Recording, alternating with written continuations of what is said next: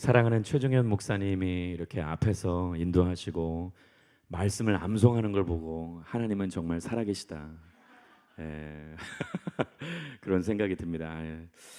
정말 만나서 반갑습니다. 제가 그 하늘 공동체는 예전에 한 십몇 년 전에 원 목사님인가 하여튼 그분이 하셨을 때 제가 잠깐 와서 설교를 했었던 거로 기억이 나는데 벌써 오래전 일이죠. 할렐루야. 근데 이렇게 또 와서 십몇 년 만에 말씀을 전할 수 있는 기회를 주셔서 감사하고 또 함께 예배 드릴 수 있어서 너무 기쁩니다.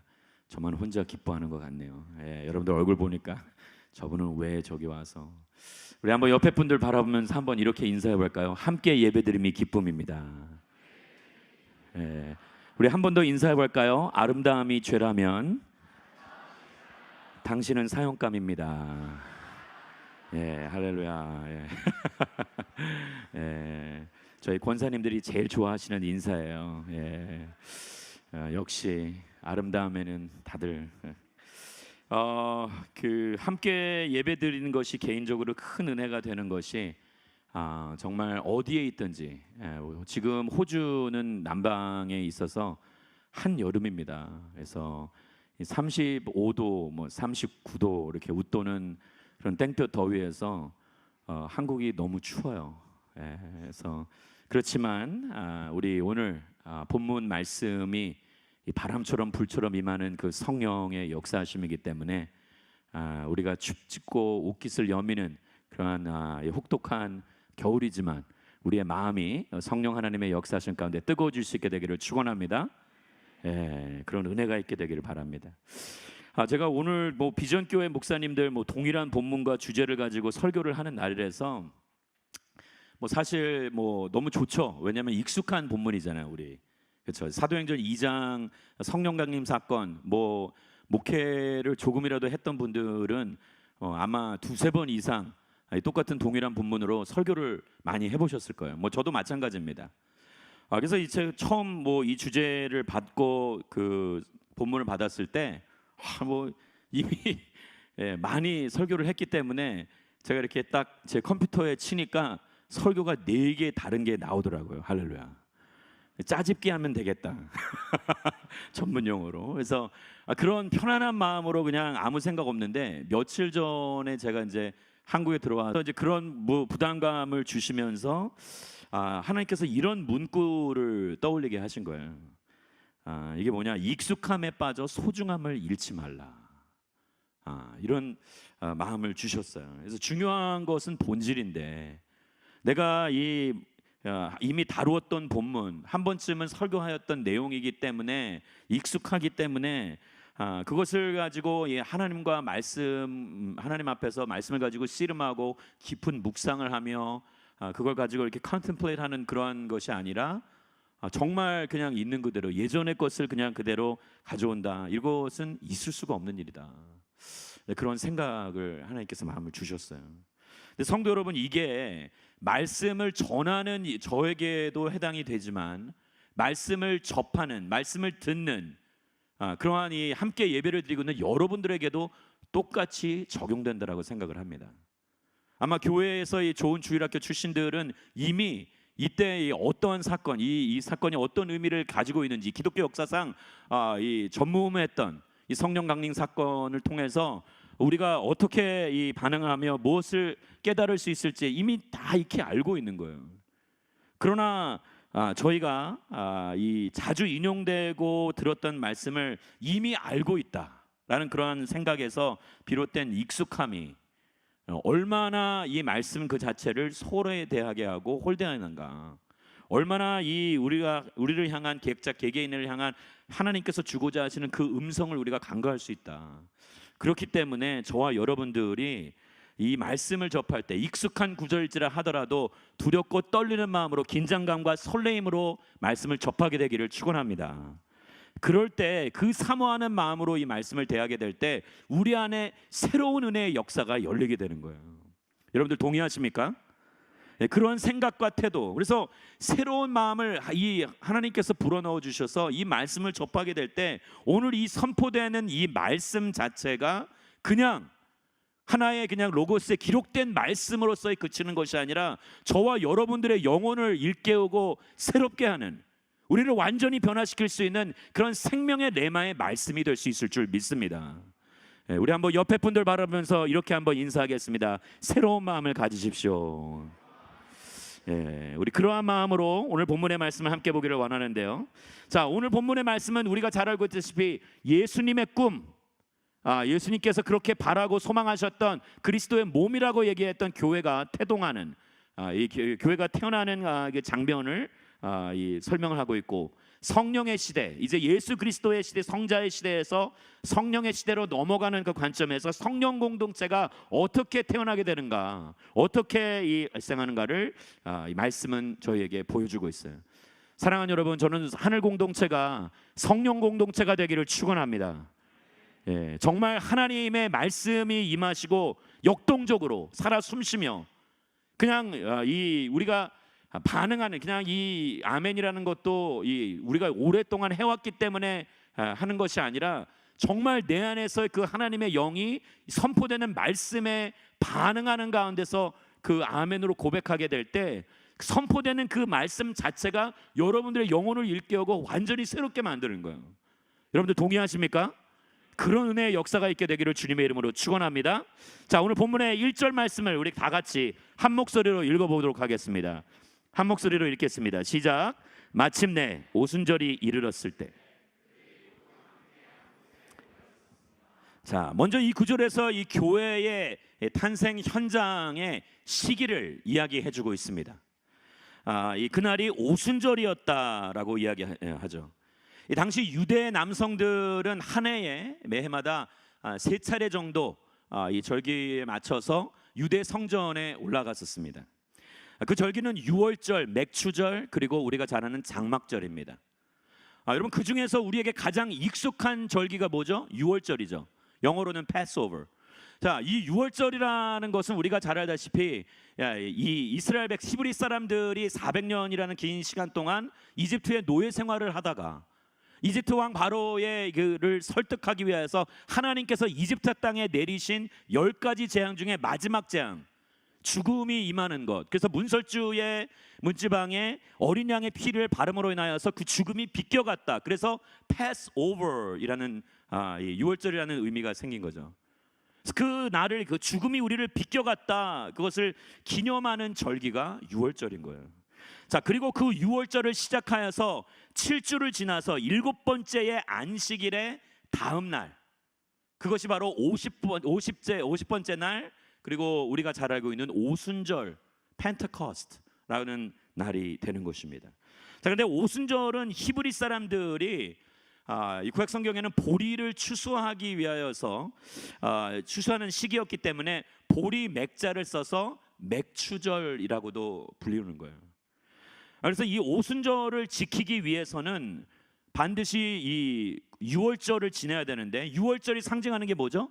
예수님의 어린 양 대신 예수 그리스도의 죽음과 그분의 부활하심, 그렇죠? 죽음을 이기신 승도의 죽음과 이 부활을 전제하여서 새롭게 교회가 태어난 날을 의미하고 있는 거예요. 더 나아가서 이 맥추절 또는 맥추절이라고 불리는 이 오순절 자체가 이 거룩한 열매, 그러니까 예수 그리스도께서 우리를 위해서 대신 십자가를 지어 주시고 그가 우리를 위해서 희생하여 주셨기 때문에, 그래서 저와 여러분들이 그 열매가 되었던 것처럼 오늘 말씀 속에서도 성령 강림 사건을 통하여서 맺혀진 첫 열매가 있습니다. 그 열매가 뭐냐? 오늘 우리가 본 본문에는 없지만 다음 주에 볼 본문에 보시면은 3,000명의 이 영혼들이 회심하는 은혜의 역사가 일어난 거예요. 그럼 그것이 바로 오늘 말씀 속에 이야기하고 있는 유월절과 맥추절, 오순절의 관계인 거예요. 그래서 이 시기는 하나님께서 계획한 것이고 하나님께서 명확한 목적과 의도를 가지고 이 오순절의 성령 강림 사건의 역사가 일어나게 된 것입니다. 여러분 기억하십시오. 유월절이 상징하는 예수님의 십자가 사건과 그리고 오순절이 상징하는 성령 강림 사건은 기독교 역사상의 복음의 핵심적 두 기둥이 되는 거예요. 그래서 이것을 통해서 우리가 다시금 어디에 서 있는가, 역사 가운데서 이것이 얼마나 중요한 것인가를 다시금 인식하는 그러한 마음가짐이 우리에게 필요한 것이죠. 자, 그럼 역사적인 상황을 설명하는 표현을 1절의 말씀 통해서 조금 더 자세히 살펴보기를 원합니다. 자, 1절의 말씀에 다시 한번 그 구절을 보시면은 마침내라는 부사로서 이 구절이 시작됩니다. 이 뜻은 바로 목적이 있는 그 시간, 그것이 이루어지게 되었다. 하나님의 정해진 때에 목적적 시간에 지금 다다르게 되었다라는 것을 의미하는 것이죠. 사랑하는 여러분, 이처럼 모든 역사 가운데서는 하나님의 시기가 정해져 있습니다. 여러분 동의하십니까? 하나님의 뜻은, 하나님의 때는, 시기는 정해져 있다라는 거예요. 그가 정하신 기간과 지점이 있기 때문에 그 시간이 내 삶 가운데 임하기 전까지는 내가 그 시간을 앞당기거나 뒤늦힐 수가 없다라는 거예요. 왜? 하나님을 내가 내 마음대로 휘두르 넣을 수 있는 것이 아니라 우리가 하나님의 뜻에 맞추어서 움직여야 할 줄 믿습니다. 성경은 그걸 이야기하고 있는 거예요. 그래서 이 설령 지금 당장은 아무런 일도 일어나지 않는 것 같고 모든 문들이 사방에 에워싸움을 당하고 모든 문들이 막혀 있는 것 같이 여겨지지만, 출구가 없는 것 같이 여겨지지만, 그러나 그때가 오면, 하나님께서 약속하신 그때가 임하면 여태껏 닫혀있던 문들이 활짝 열리고 하나님의 뜻이 실현되는 놀라운 기적의 역사가 일어나게 될 줄 믿습니다. 청년들에게 제가 항상 이 권면하고 도전하는 것 중에 하나가, 언제쯤 내 인생에, 언제쯤 내 삶에 서광이 비치고 내 뜻이 정말 바라고 소망하는 일들이 이루어질까? 언제쯤이면 하나님의 뜻이 펼쳐질까? 이걸 너무나도 궁금해하는 거예요. 그러나 여러분, 기다리십시오. 하나님의 때에 맞추어 정진하며 나아가는 자, 그때를 기다리며 굳건히 바로 서 있는 자, 반드시 하나님의 뜻이 이루어지는 것을 그의 삶 속에서 경험하게 될 줄 믿습니다. 여러분, 그건 뭐예요? 인생을 살아온 분들의 모두 동일한 고백이 될 수 있는 거예요. 하나님을 믿고 하나님을 신뢰하는 자들, 반드시 그걸 경험하게 되어 있는 것이죠. 자, 그런데 또 하나 오늘 말씀을 보시면 그때 그 상황, 교회가 태동했던 그 상황을 표현하는 문구가 1절 하반부에 등장합니다. 자, 1절 하반부에 보시면은 이 문장이 있어요. 그들이 모두 함께 한 곳에 모여 있었다. 여러분, 그들이 우여곡절 끝에 하나님의 인도하심에 따라 다락방에 모이게 된 거예요. 자, 얼핏 보면 다락방에 나오게 된 것, 120명의 사람들 나온 것 중에서 자신의 어떤 결단과 다짐 아래 그들이 나왔다, 이렇게 표현할 수 있겠죠. 그들이 어떤 하나님의 계획과 섭리보다는 그들이 그냥 이 의도를 가지고, 그런 목적 의식을 가지고 매달렸기 때문에, 기다렸기 때문에 하나님의 뜻이 이루어졌다. 그들이 그 현장에 있을 수 있었다, 이렇게 이야기할 수 있는 거예요. 그런데 여러분, 모이는 것 자체가 내가 결정한 것 같지만, 그러나 우리가 한 가지 인식해야 될 것은 그것조차도 하나님의 계획과 섭리 아래 이루어진다라는 거예요. 여러분들 동의하십니까? 지금 여러분들이 왜 어떻게 이 자리에 앉아 있게 됐는지, 아까 오늘 새가족도 있었고 새내기들도 있었고 많이들 오신 걸로 알고 있어요. 근데 여러분, 한 가지 우리가 인식해야 될 것은, 내가 지금 여기 앉아 있는 게 내 친구의 강요이든 내 부모의 강요이든 내 여친의 요청에 의해서, 끈질긴 강구에 의해서 내가 이곳에 그래 한번 인심 내가 쓰는 것처럼 그냥 한번 나와 볼게, 그런 마음으로 여기에 나왔건, 여러분, 우리가 결단해서, 우리가 결정해서 이 자리에 앉아 있고 이 자리에서 함께 예배를 드리고 있는 것 같지만, 그러나 분명히 아셔야 될 것은 하나님께서 이 모든 상황을 주도하고 이 모든 것이 섭리 가운데 이루어지고 있다는 거예요. 믿으면 아멘 하시기 바랍니다. 여러분, 하나님의 역사하심이 이 손길이 있다는 거예요. 제가 지금 이 자리에서 함께 예배를 드리고 설교를 할 수 있는 것도, 또 이 자리에서 함께 이 마음을 나누고 시간을 가질 수 있는 것조차도 우리가 계획한 것 같이 이야기하지만, 그러나 하나님께서 계획하시고 이루신 것이다. 여러분, 당시에 이 120명의 사람들, 그들만이 예수님의 보혈을 본 사람들이 아니에요. 우리가 잘 알다시피 고린도서에 보시면은 이 예수님의 부활을 목격한 사람들이 너무 많았죠. 그 많은 사람들 가운데서 꽤 많았던 사람들 중에서 그 중에 120명만 모여서 기도하며 하나님의 약속의 선물을 기다렸던 거예요. 여러분, 그래서 이 예배 현장에서 나오신 것을 여러분, 하나님의 섭리 가운데 내가 지금 있구나, 그분의 은혜의 손길이 나의 인생을 운행하고 다스리고 있구나, 이것을 느낄 수 있게 되기를 주님의 이름으로 축원합니다. 자, 그렇게 예수님을 말씀을 믿고 기다렸던 10일간의 시간. 근데 한 가지 우리가 잘 아는 것은 기다림의 시간은 사실 너무나도 막연하게 느껴지고 지루하게 느껴져요. 여러분, 이 10일이라는 것을 우리는 말씀을 통해서 보았기 때문에, 결과물을 보았기 때문에 이 기다림의 시간이 별거 아닌 것 같이 느껴질 수 있지만, 누군가 여러분에게 선물이 올 거니까 예루살렘을 떠나지 말고 기다리라 라고 이야기한다면 여러분들 같으면 어떻겠어요? 특별히 우리가 한 가지 알아야 될 것은 제자들에게 있어서, 120명의 사람들에게 있어서 예루살렘이라는 곳은 어떤 곳입니까? 할렐루야. 지난 며칠 동안 이 말씀 다루었죠. 예, 얼굴 표정이 굉장히 어둡습니다. 예. 여러분, 이 예루살렘이라는 곳은 제자들에게 있어서는 사실은 실패의 현장과도 같은 곳이에요. 잘 생각해 보세요. 예수님을 따르는 데 있어서 12제자들만이 아니라 수많은 사람들이 자신의 과거를 뒤로하고 직장을 포기하고 배를 버리고 가족들을 뒤로하고 예수님을 쫓아서 3년 동안 동고동락했어요. 그리고 예수님께서 무언가 높은 자리, 어떤 그 보좌를 차지하실 때에 내가 한 자리 얻을 수 있지 않을까. 그래서 예수님께서 잡히셔서 돌아가시기 그 전까지만 해도 서로들 간에 누가 오른팔이고 누가 왼팔이고 내가 어느 자리에 높이 서고, 그래서 그거를 늘 항상 가지고 티격태격 싸웠던 것이 제자들입니다. 그런데 그들의 그 바램과는 달리 예수님께서 예루살렘 성에 입성하시고 호산나 종려나무 가지를 흔들고 외치면서 그를 맞이하고 환영했던 그 인파들이 불과 며칠 만에 되돌아서서 그를 십자가에 못 박으라고 얘기한 거예요. 그들에게 있어서는 충격적인 사건입니다.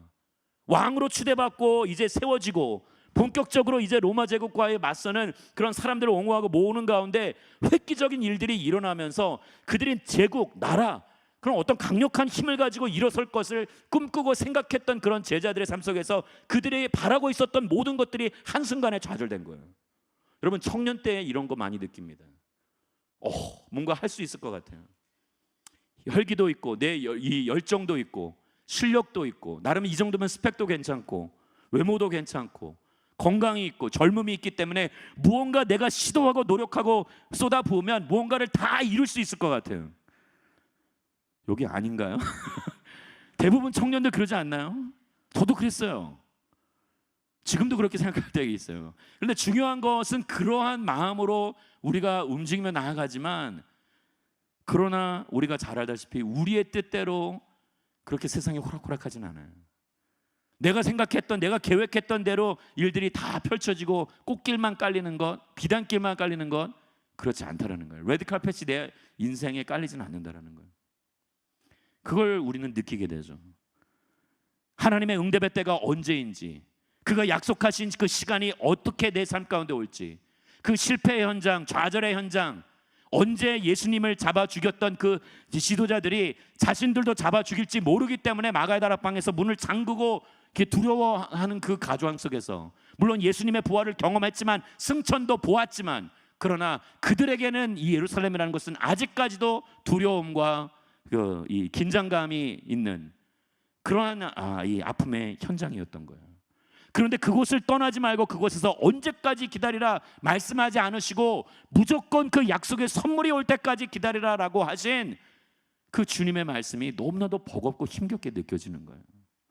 여러분, 우리 가운데 만약에 최종현 목사님께서 여기서 사랑하는 하늘 공동체 여러분, 아까 말씀 구절을 외우는데 정말 힘들었어요. 저도 3분 제가 드리면서, 근데 이거를 우리가 52구절을 다 외울 때까지 우리는 이 자리를 떠나지 않겠습니다, 이런 얘기를 하고 이게 약속을 하고 그런데 그 시간이 다가오는데 계속해서 막 지연되는 것 같고 기다림이 길어지면 매우 힘든 거죠. 그러나 중요한 것은 우리가 그런 기다림의 그 시간 동안에 하나님께서는 그냥 모든 것을 손을 놓고 가만히 구경만 하고 계신 것이냐? 절대 그렇지 않다라는 거예요. 사랑하는 여러분, 하나님께서는 기다림의 시간 동안 당신의 완성의 때를 기다리고 계신, 모든 것이 무르익을 그 상황을 기다리고 계신 줄 믿습니다. 우리가 느끼지 못하고 보지 못하여도 아무것도 하지 않으시는 것이 아니라 우리 주님은 새로운 일을 행하시고 반드시 그가 내뱉으신 말은 이루시고 행하시는 분이, 그분의 계획을 완성시키는 분이 살아계신 우리의 하나님이세요. 믿으면 아멘 하시기 바랍니다. 여러분, 그래서 우리는 하나님을 믿는 거예요.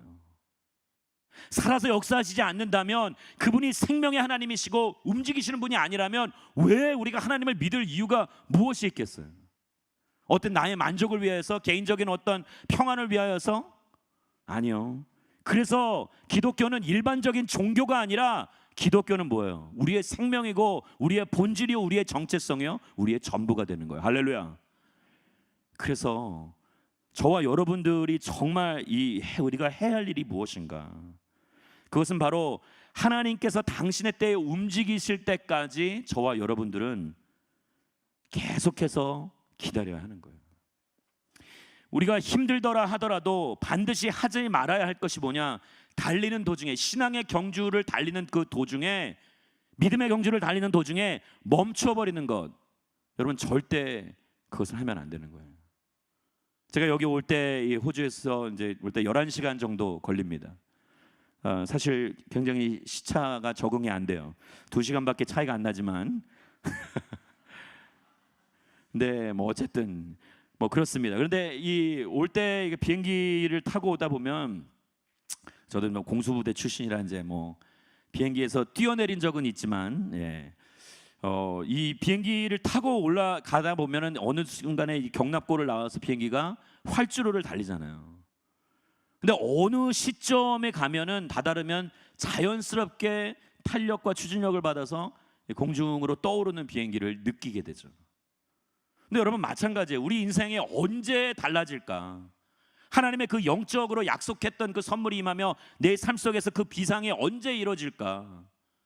우리는 생각하지만, 우리가 달리다 보면, 멈추지 않고 쉬지 않고 계속해서 자전거 페달을 밟으면 어느 순간 목적지에 다다르는 것처럼, 사랑하는 성도 여러분, 저와 여러분들의 삶 속에서도 신앙의 길을 포기치 않고 걷게 될 때, 나아가게 될 때, 우리는 하나님의 때에 반드시 주가 원하는 영적인 비상을 꿈꾸며 반드시 경험하게 될 줄 믿습니다. 그걸 여러분 이룰 때까지 포기치 마시라는 거예요. 자, 그럼 하나님의 사람들이 기다리던 그때 어떤 현상이 일어나는가? 오늘 본문의 2절 말씀을 우리 같이 한번 함께 읽겠습니다. 시작. 그때 하늘로부터 갑자기 급하고 강한 바람 같은 소리가 있었고 그들이 앉아있던 온 집을 가득 채웠습니다. 자, 급하고 강한 바람 같은 소리가 나고 온 집안을 가득 채웠다. 여러분, 성령의 임재는 이런 거예요. 바람처럼 하늘에서 후련 갑자기 임하는 거예요. 여러분, 이 바람이 어디서부터 왔는지, 어디로 불고 있는지 우리는 육안으로는 볼 수 없기 때문에 제대로 이해할 수가 없어요. 그런데 언제 우리가 바람이 분다라는 것을 알 수 있나요? 피부로 느낄 때, 그렇죠?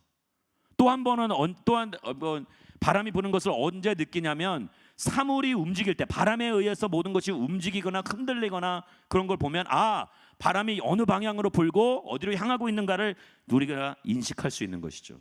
마찬가지로 성령님께서 역사하시는 건 언제 임재하실지 우리는 알 수 없지만, 누가 알 수 있어요? 성령 체험을 하신 분들은 아는 거예요. 믿으면 아멘 하시기 바랍니다. 그래서 예수님께서도 니고데모에게 그리고 한밤중에 자신을 찾아왔던 이 유대 지도자였던 이 니고데모에게 요한복음 3장 8절의 말씀에 이렇게 이야기합니다. 함께 읽겠습니다. 시작. 바람은 불고 싶은 대로 분다. 너는 그 소리를 듣지만 바람이 어디서 오는지 어디로 가는지 알지 못한다. 성령으로 태어난 사람도 모두 이와 같다. 사랑하는 여러분, 성령의 사람은 세상에 이해할 수 없고 항거할 수 없고 완전히 파악할 수 없는 사람이에요. 마치 럭비공과 같이 어디로 튈지 모르는 사람. 그러나 하나님의 손안에 붙들림 바 되어 있는 인생, 이게 바로 성령의 사람이라는 거예요. 그래서 어떻게 보면 이 성령의 사람을 세상 사람들의 관점으로 보면, 마치 오늘 이 13절의 말씀, 우리 마지막 구절에 보시면 뭐라고 되어 있죠? 그들이 세술에 취했다, 조롱하며 이상하게 여기기도 하죠. 그래서 그들이 하나님의 관점으로, 말씀의 관점으로 보지 않으면 성령의 사람이 마치 미친 것 같이 보일 수 있어요. 아니, 어떻게 그렇게 좋은 직장을 두고 어떻게 그러한 이 꽃길이 깔려있는 그런 인생을 두고 포기하고 선교 현장으로 뛰어들 수 있는가? 어떻게 자신의 삶 가운데 해야 할 일들이 많은데 다른 이들을 돕기 위하여서 자신의 것을, 시간과 열정과 가지고 있는 자원들을 희생해서 다른 이를 섬겨줄 수 있는가? 어떻게 자기 코가 석자이고 자기의 삶 가운데 해야 할 일들이 너무나도 많은데 어떻게 다른 이들을 세워주고 그들이 하나님을 만날 수 있도록 계속해서 열정을 가지고 그들을 품고 사랑을 나눠주는가?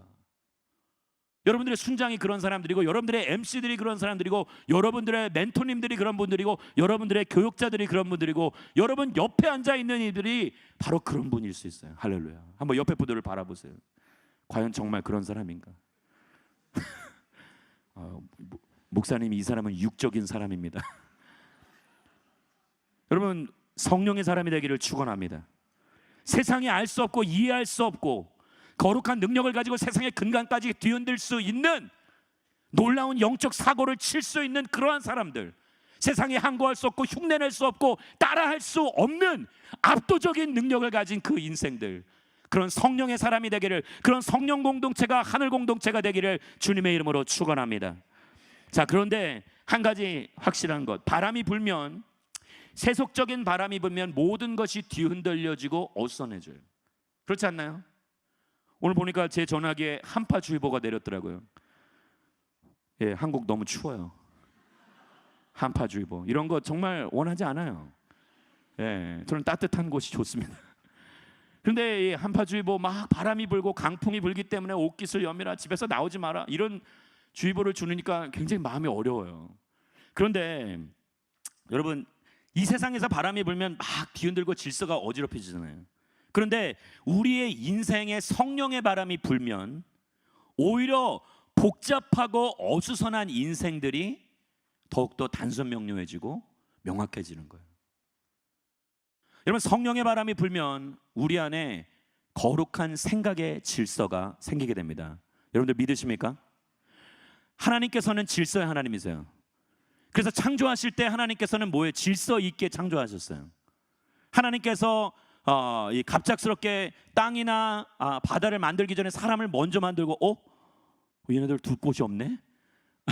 막 이러지 않으셨어요. 하나님께서는 모든 것을 갖추고 순서 있게 질서정연하게 모든 것을 창조하셨던 질서의 하나님이에요. 그래서 그 하나님의 영이 우리 가운데 임하게 되면 우리가 5만 가지 생각으로 내가 지금 이 자리에 앉아서 말씀을 듣고 있는 이 상황 속에서도 지금 내가 뭘 해야 되지? 막 이것저것 생각으로 막 여러분들이 막 뒤엉켜 있는, 그 눈빛을 보면 알 수 있어요. 혼란스러워하는 분들이 있고 지금 굉장히 어수선한 분들이 있는데, 성령이 임하면 우리의 생각에 질서가 임하게 될 줄 믿습니다. 바람이 불면 하나님이 원하는 자리로 하나님의 사람들은 나아가 있게 된다는 거예요. 여러분, 노아의 방주, 우리가 잘 알고 있는 노아의 방주, 우리가 잘 알다시피 이 속력을 높일 수 있는 노도 없고요, 방향을 조종할 수 있는 키도 없어요. 바람을 탈 수 있는 닷도 없고 정박할 수 있는 덫도 없어요. 그러나 중요한 것은 성령이 이끄는 대로, 바람이 부는 대로 그 방주는 나아가게 되는 거예요. 그리고 어느 순간 어느 시점에 하나님께서 원하시는 곳에 나아가 그곳에 가게 돼 있어요. 여러분, 이게 바로 성령의 사람입니다.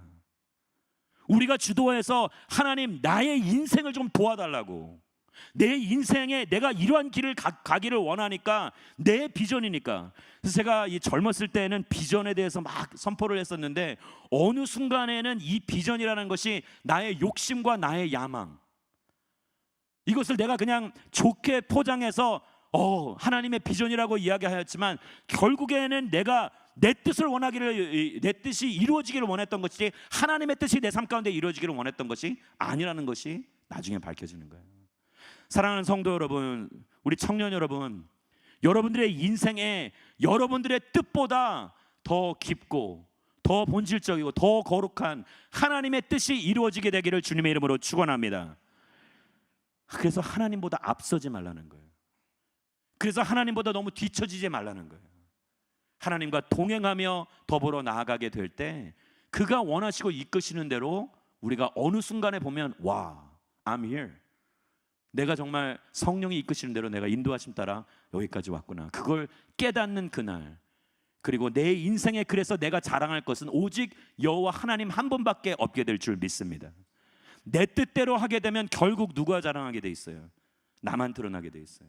자수성가한 인생들, 내가 정말 열심히 노력했고 남들 안 잘 때, 남들 잘 때 내가 안 자고 남들 놀고 먹을 때 나는 열심히 노력해서 내가 이 자리에 와 있다고 그렇게 이야기하시는 분들은 절대 아까워서 자기 것 희생 못해요. 내려놓지 못해요. 그러나 누가 내려놓고 희생하고 헌신할 수 있습니까? 자수성가가 아니라 신수성가하신 분들. 할렐루야. 하나님께서 이끄신 인생들, 하나님 성령의 바람이 나의 인생을 인도하신 분들은 반드시 자신의 인생 가운데 내 것을 주장하고 드러내고 내가 인정받지 못해서 안달이 것이 아니라 하나님께서 쓰고자 하신다면 언제든지 자신의 것을 과감하게 내어드릴 수 있는 인생, 그것이야말로 진짜 성령의 사람인 줄 믿습니다. 저는 여러분들이 그런 인생을 살기를 원해요. 하늘 공동체에서 정말 잘 나가는 분들이 많이 나온다, 그것보다 정말 성령의 사람이다라고 일컬음을 받는 젊은이들이 되시기를 주님의 이름으로 축원합니다. 이제 3분의 1, 두 구절 이제 끝났어요. 할렐루야. 예, 13절까지 남았어요. 저 다음 주에 안 옵니다. 시드니로 갈 거예요. 상관없어요. 우리 뒷마무리는 우리 최종현 목사님이 하실 거기 때문에 예, 농담이고, 예, 여러분 중요한 거예요. 우리 3절 말씀, 우리 성령의 또 다른 현상이 묘사되는데 우리 3절 말씀을 함께 읽겠습니다. 시작. 그리고 마치 불같은 그들 각 사람 위에 임했습니다. 자, 불같은 혀, 갈라진다 이야기죠. 이거는 불이 타오를 때 불꽃의 형상을 의미해요. 제가 이 호주나 이 캘리포니아에도 있을 때도 산불이 나면 이 불이 진짜 그 혀 같아요. 뱀이 낼름낼름 그 혀를 내미는 것처럼 정말 강렬합니다. 제가 그 한번 그 도로를 사이에 두고 산불이 나는 것을 제가 운전하다가 경험한 적이 있는데, 너무 위력적이에요. 무서워요. 섬찟하고. 자, 그런데 여기서의 이 불은 어떤 것을 의미하는가? 자, 세례 요한이 예수님에 앞서서 온 선지자잖아요. 근데 그가 나는 물로서 세례를 주지만 내 뒤에 오시는 분은 불과 성령으로 세례를 줄 것이다 이야기하셨죠. 자, 그럼 여기서의 불은 그런 어떤 의미인가? 이 불은 정련하는 능력이요 소멸시키는 힘이 되는 거예요. 악을 소멸시키고 우리를 거룩하게 하는, 우리의 생각과 동기를 거룩하게 만드는 거예요. 우리의 인생의 목적을 순수하게 만들어주는 거예요. 여러분, 그래서 내 욕심과 내 마음의 탐욕에 이끌려서 움직이는 것이 아니라 나를 순수하게 거룩한 동기를 부여하시고 나를 이끌어 주시는 그 불, 여러분, 그것이 우리를 사로잡게 되는 것이죠. 우리 신명기서 4장 24절의 말씀을 함께 읽겠습니다. 시작. 너희 하나님 여호와께서는 살라버리는 불이시요 질투하시는 하나님이시다. 여러분, 이렇게 바람처럼 불처럼 성령님께서 우리 가운데 오시면 우리의 옛 자아, 미움, 절망, 헛되고 그릇된 생각들을 다 태워버리시고 우리를 온전케 하시는, 거룩하게 만드시는 거예요. 우리를 연단시키시고 하나님께서 원하시는 그런 정금과 같이 나오게 되는 그런 인생이 되는 것이죠.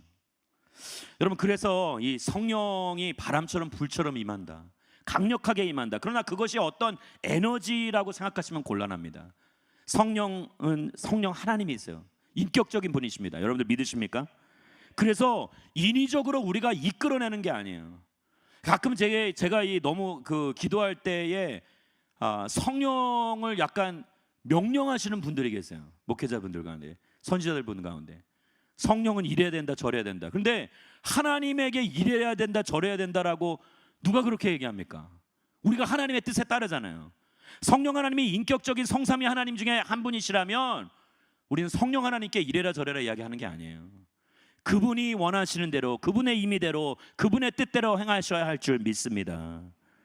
여러분, 그래서 내가 주도하는 인생이 아닌 성령이 주도하는 인생, 이런 거침없는 성령의 역사가 임하게 될 때 우리 안에는 아까도 얘기했지만 거룩한 동기가 보여질 거예요.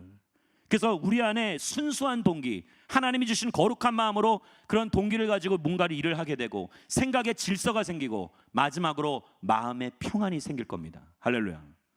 지금 여러분들 가운데 생각이 지금 뒤엉켜 있어요. 복잡하고 혼란스러워요. 내가 뭘 해야 될지, 어디로 가야 할지 알지 못하는 분들, 성령 충만함을 받으십시오. 정말 사모하셔야 돼요. 정말 성령의 역사하심을 사모하셔야 돼요. 기대하셔야 돼요. 그리고 여러분들 가운데 이 생각의 질서만이 이 생각에 뒤엉켜 있는 분만이 아니라 마음에 평안이 없는 분들, 상황과 환경에 있어서 애워싸움을 당하고 지금 내가 정말 뭘 어떻게 해야 될지 알지 못하는 그런 상황 가운데 마음이 들끓고 있는 분들이 있다면 마음의 평안을 성령 하나님께서 주시게 되어 있어요. 그리고 한 가지, 우리의 거룩한 동기, 무언가를 하는 데 있어서 내가 순수한 마음으로 정말 주님을 사랑하는 마음으로 열정을 가지고 나아가게 만드시는 것, 성령의 사람에게 주시는 그 나타나는 현상이 이런 거라는 거예요. 성령이 무슨 에너지 막 내가 안에 기가 생기고 막 갑작스럽게 폭발적인 힘이 생겨서 하는 것이 아니라 거룩한 동기와 거룩한 생각의 질서, 마음의 평안, 이것이 바로 성령 하나님께 주시는 나타나는 현상인 것이죠. 자, 그럼 오늘 말씀 속에서 좀 더 구체적으로 성령의 임하심으로 어떤 일이 일어나게 됐는지 4절부터 11절까지의 말씀을 이야기를 보기를 원하는데요, 다 읽지는 않고 우리 4절만 우리 같이 한번 함께 읽겠습니다. 4절 시작. 그러자 모두 성령으로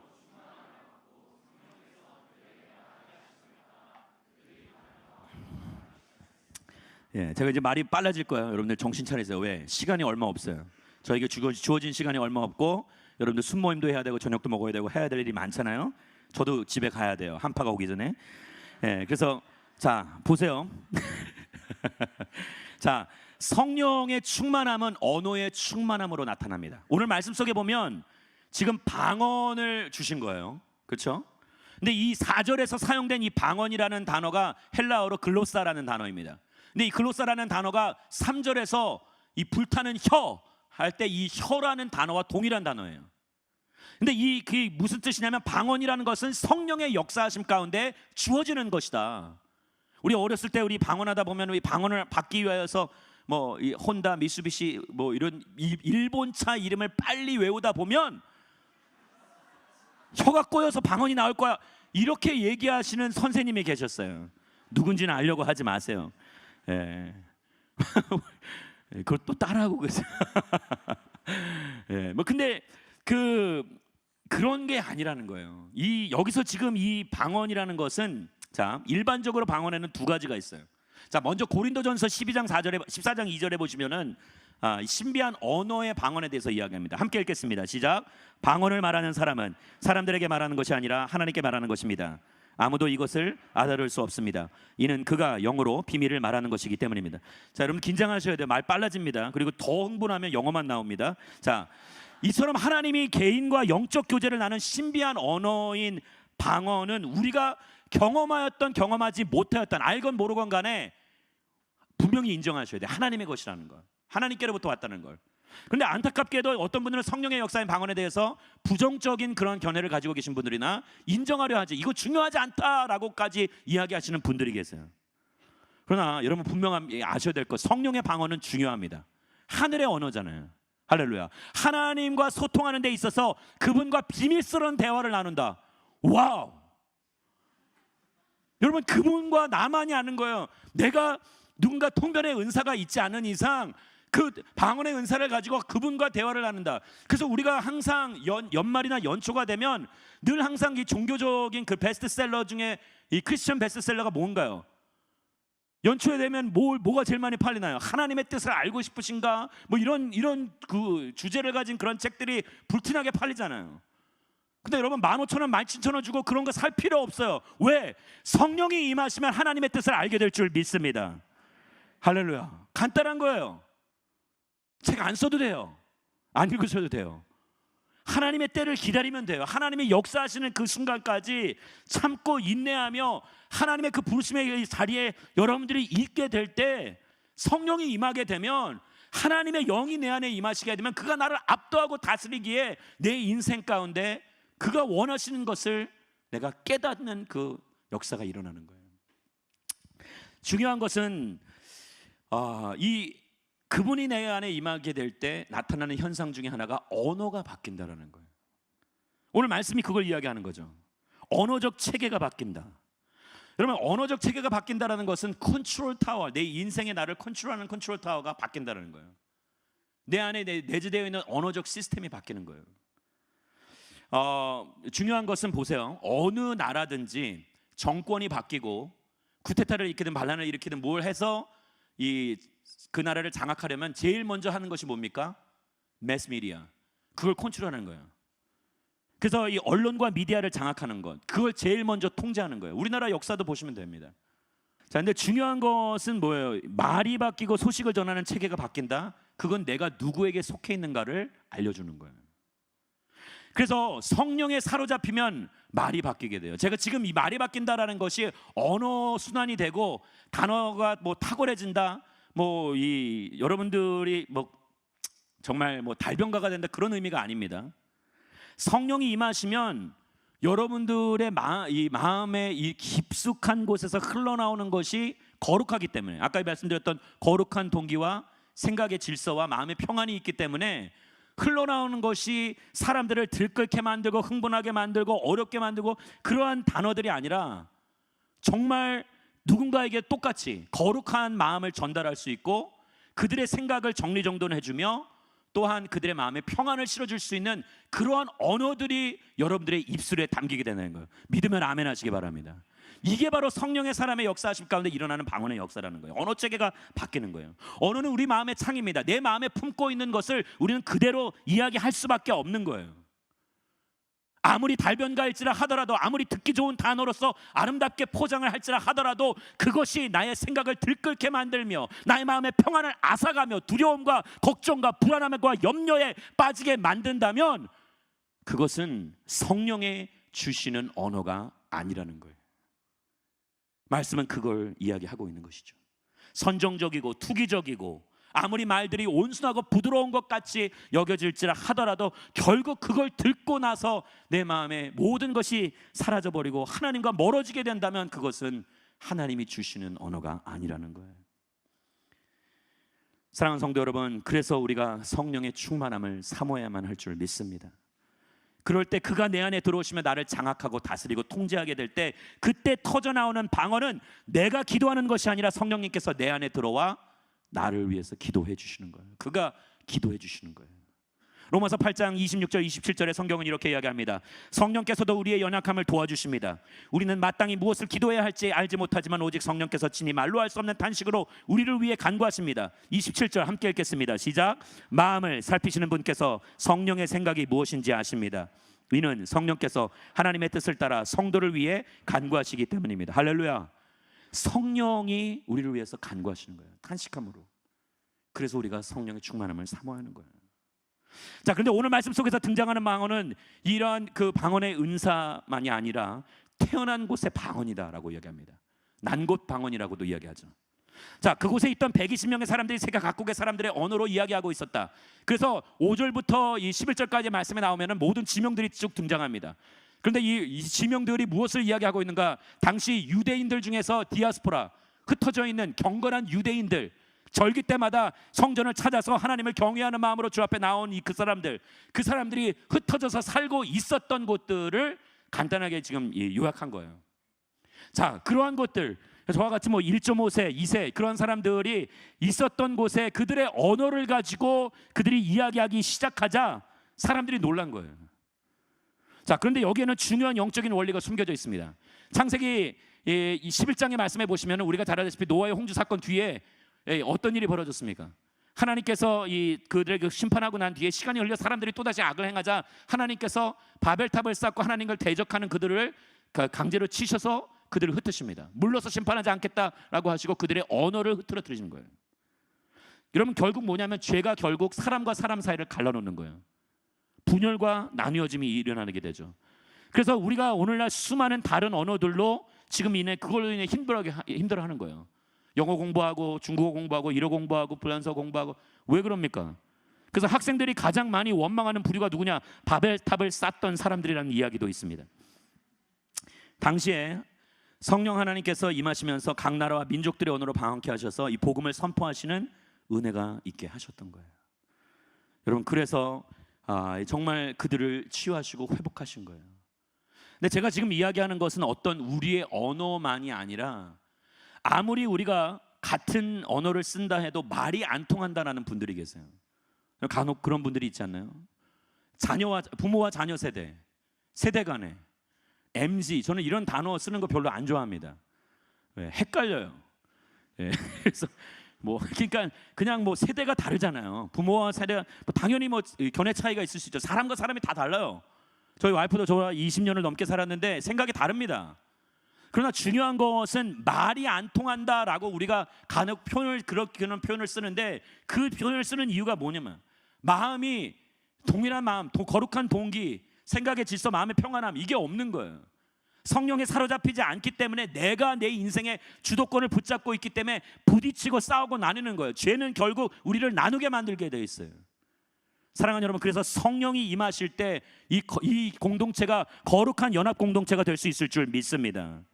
그래서 성령 강림 사건을 통해서 우리는 한 가지 깨닫게 되는 것은, 복음이라는 것은 모든 민족의 것이어야 된다는 것을 깨닫게 되는 거예요.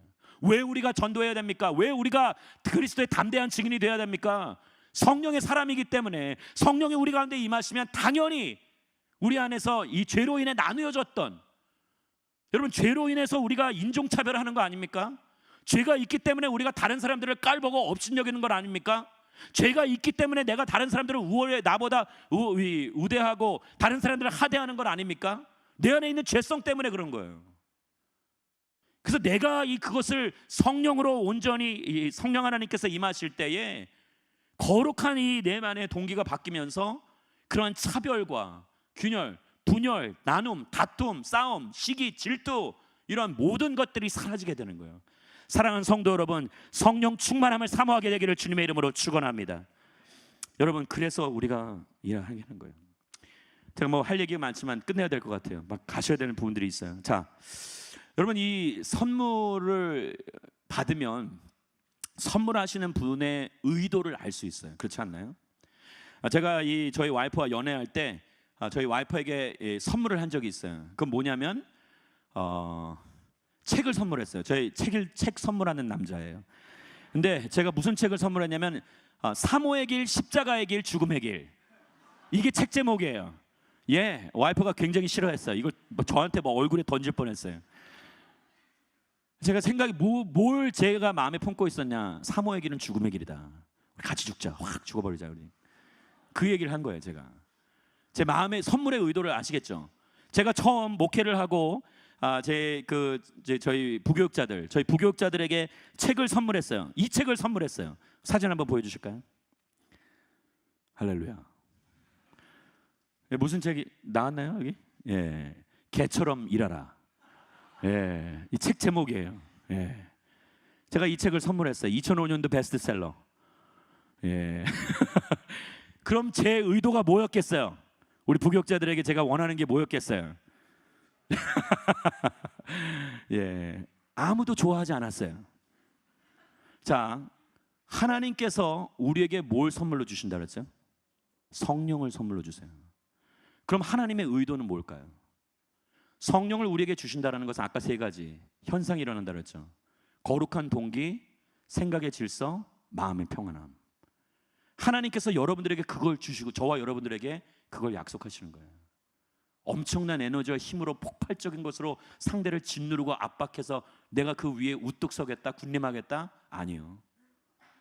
나에게 평안함을 주셔서 어떠한 상황에도 자족하는 법을 깨닫고 생각의 질서를 가져서 하나님이 원하시는 일들을 기대하면서 인내하면서 참고 그 일을 이루며 거룩한 동기를 품고 내 마음의 욕심, 하나님보다 앞서가지 않는 하나님이 원하시는 것에 있는 그런 성령의 사람이 되기를 원하시는 거예요. 할렐루야. 선물을 알면 그 사람의 의도를 알 수 있는 거예요. 제가 이번 주에 마지막으로 이 예만 하고 마치도록 하겠습니다. 제가 해외에서 오래 살기 때문에 항상 들어오면 건강 검진을 받아요. 이번에도 어김없이 내시경을 제가 이제 하면서 준비하는 그 과정 속에서 이제 제가 한 가지 억울했던 것이 있어요. 제가 내시경에 그 건강 검진에 예약한 게 아니라 저희 교회 집사님이 이제 안수 집사님이 해주셨는데, 근데 제가 날짜를 착각한 거예요. 그래서 하루를 더 금식한 거예요. 너무 마음이 어려웠어요. 너무. 진짜 한국에 오면 제가 제일 좋아하는 떡볶이 막 이런 거, 고기 한우 이런 거 먹어줘야 되는데 제가 지금 생각하니까 너무 막 마음이 짠하네. 근데 그래서 근데 어쨌든 그 약을 먹고 이제 전날에 다시 날짜를 제대로 알고 비워내잖아요. 계속 비워내는 거예요. 근데 여러분들 저녁 식사하셨는데 제가 디테일하게 얘기하지 않게 TMI는 하지 않겠어요. 근데 다 비워내는 가운데 제가 이런 생각이 드는 거예요. 인간의 이 장기를 조금 그 건강 검진을 위해서, 내시경을 위해서도 이렇게까지 금식하고 기다리면서 내 자신을 약을 먹어서 비워내는 그 과정을 갖는데, 하나님께서 약속하신, 준비하신 그 선물, 그 약속의 선물인 성령 하나님을 기다리는 그 우리가 과연 그냥 막연하게 그냥 아무것도 하지 않고 숭생활하면서 기다리는 것이 맞는가? 사랑하는 여러분, 여기서 우리가 한 가지 중요하게 깨달아야 할 것은 성령이 우리 가운데 오시기를 기대하는 것, 그런 기대하는 마음도 있어야겠지만 그 기다림의 시간을 우리는 기도로서 채워야 할 줄 믿습니다. 여러분, 제가 아까도 말씀드렸지만 비행기가 경락고에 나와서 활주로를 달려야 돼요. 근데 여러분, 언제 성령이 임하실지 우리는 알지 못해요. 10일이 될지, 아니 오늘 이 기도하는 이 시간, 말씀 후에 기도하는 시간 동안에 성령이 임하실 수도 있어요. 저는 그렇게 되기를 축원합니다. 여러분들이 개인적으로 새벽 제단을 쌓을 때, 주중 모임을 할 때, 개인적으로 홀로 하나님과 독대하는 시간을 가질 때, 큐티할 때, 언제일지 모르겠지만 그 약속하신 시간을 그 기다리는 그 과정 속에서 기도의 활주로를 깔지 않으면 여러분, 우리는 그럼 비상할 수가 없다라는 거예요. 영적인 그런 거룩한 비상이 일어날 수가 없는 거예요. 사랑하는 하늘 공동체 여러분, 기도의 활주로를 깔으십시오. 언제가 될지 모르겠지만 그분이 오시는 그 약속의 선물이 우리에게 주어지는 그날까지 저와 여러분들이 포기치 않고 달려갈 때, 간구하며 주께 엎드리며 내 자신을 쏟아붓고 내 인생의 통제권을 주께 내어드리게 될 때, 그분이 약속하신 성령이 임하며 우리 안에 있는 동기가 뒤바뀌고 우리 안에 거룩한 질서가 생기고 마음의 절대적인 평안함을 얻으며 하나님이 원하시는 그 길, 그리고 그가 원하는 그 자리에 우리가 있게 되고 약속하신 성령을 받아 거룩한 변화된 삶을 살게 될 줄 믿습니다. 여러분, 성령 충만함은 내가 담대한 증인이 되기 위해서 필요한 게 아니라, 내가 무슨 대단한 일을 하기 위해서 사이드킥으로 그냥 나에게 필요한 에너지를 공급해주는, 그래서 성령 하나님의 충만함이 필요한 것이 아니라, 성령이 충만하면 우리가 담대한 증인이 되는 거예요. 할렐루야. 성령이 임하시면 그때는 우리가 변하는 거예요. 내가 뭘 하기 위해서 필요한 것이 성령 충만이 아니라 성령 충만이 전제 조건이에요. 그것이 임하게 되면 누가 등 떠밀지 않아도 담대한 증인이 될 거예요. 누가 여러분들에게 뭐라 하지 않아도 하나님의 뜻을 이루는 그 자리에, 그 현장에 저와 여러분들이 반드시 있게 될 줄 믿습니다. 우리 이 시간에 함께 합심해서 기도하기를 원합니다.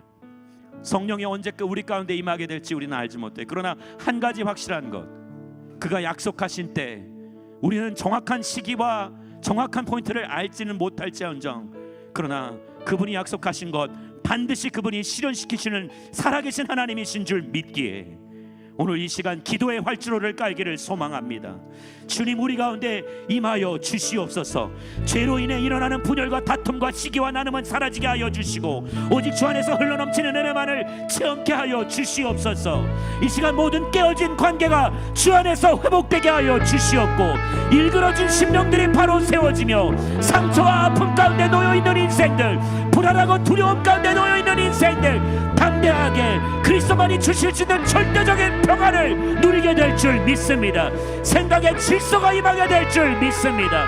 거룩한 동기가 회복될 줄 믿습니다. 이렇게 성령의 충만함을 사모하시는 분들마다 우리 가슴에 손을 얹고 주여 한번 부르짖고 통성으로 기도하며 나아가시겠습니다. 주여